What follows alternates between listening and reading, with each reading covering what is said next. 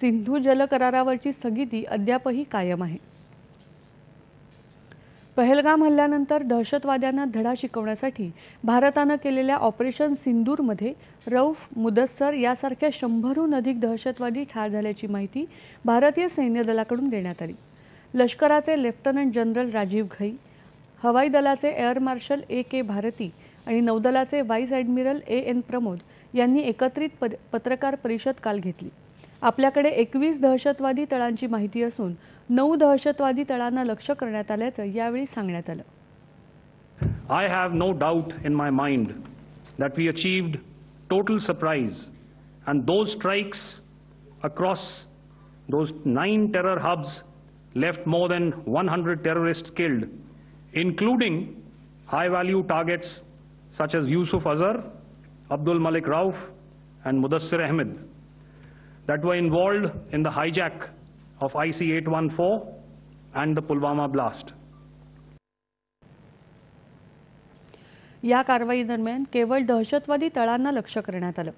पाकिस्तानी लष्कर अथवा नागरिकांना कोणतीही हानी पोहोचवण्यात आली नाही असंही भारताने स्पष्ट केले। आपण केलेल्या कारवाईचे पुरावेही आणले असल्याची माहिती यावेळी देण्यात आली। मात्र यानंतर पाकिस्तानने भारतातल्या नागरी वस्त्या आणि शहरांवर ड्रोनचा मारा केला। पाकिस्तानने अतिशय असंवेदनशीलता बाळगत आपली नागरी हवाई वाहतूक ढालीप्रमाणे वापरल्याचंही यावेळी अधोरेखित करण्यात आलं। मात्र हा ड्रोनचा मारा भारताच्या हवाई सज्जतेमुळे भारताचं नुकसान होऊ न देता निष्फळ ठरला अशी माहिती हवाई दलाकडून देण्यात आली। त्यावर प्रत्युत्तर म्हणून भारताने पाकिस्तानच्या लष्करी ठाण्यांना लक्ष्य केलं। यात 35 ते 40 पाकिस्तानी जवान ठार झाले। चकलाला, सरगोदा, जकोबाबाद आणि रफिकी या पाकिस्तानच्या हवाई तळांचं मोठं नुकसान झाल्याचं भारती यांनी सांगितलं। Aerial vehicles, UCAVs, starting right from Srinagar, going down right up to Nalia. It was a mass raid in waves, and it was relentless.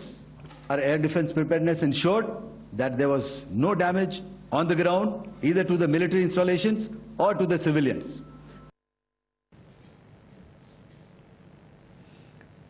नौदलाने यामध्ये महत्त्वाची भूमिका निभावली।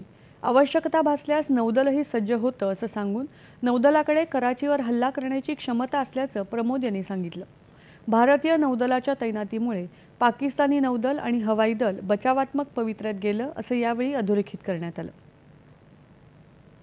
The Indian Navy's Carrier Battle Group, surface forces, submarines and aviation assets were immediately deployed at sea with full combat readiness in concert with the Joint Operation Plan of the Indian Defence Forces.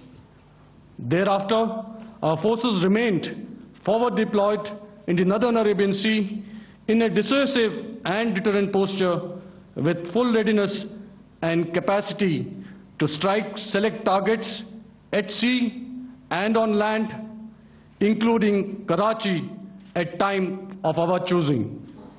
The forward deployment of the Indian Navy compelled Pakistani naval and air units to be in a defensive posture, mostly inside harbors or very close to the coast, which we monitored continuously.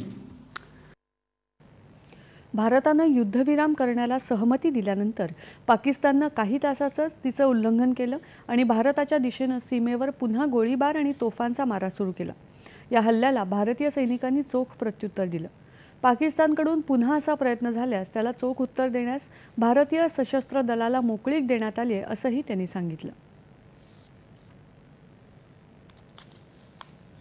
But it's only a couple of hours ago that the Chief of Army Staff has carried out a security review, and he's authorized our army commanders to deal with violations of any kind from across the borders in a manner that they deem fit. So again, to reiterate, the response will be fierce and it will be punitive. We are always prepared to face any eventuality. And like I said, that's for the sovereignty, the territorial integrity, and the safety of our citizens. So whatever has to be done will be done.